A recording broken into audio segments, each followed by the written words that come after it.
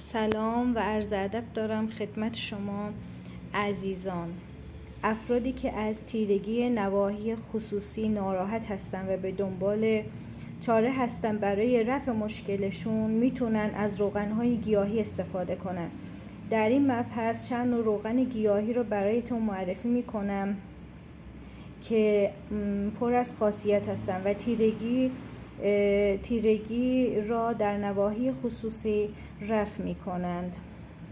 بهترین روغن برای سفید شدن واژن و زیر بغل روغن‌هایی مانند نارگیل، زیتون، سیاه‌دانه، آرگان هستند که از دید طب سنتی و ایرانی با خواص روشن کنندگی و مرطوب کنندگی خود تیرگی پوست و ناحیه تناسلی را کاهش می دهند.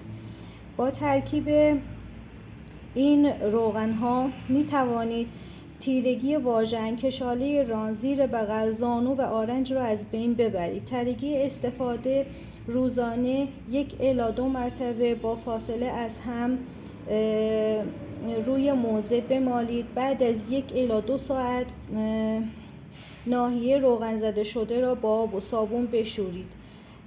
در عرض 1 الی 2 هفته پوستی روشن و عاری از تیرگی خواهید داشت. موفق باشید.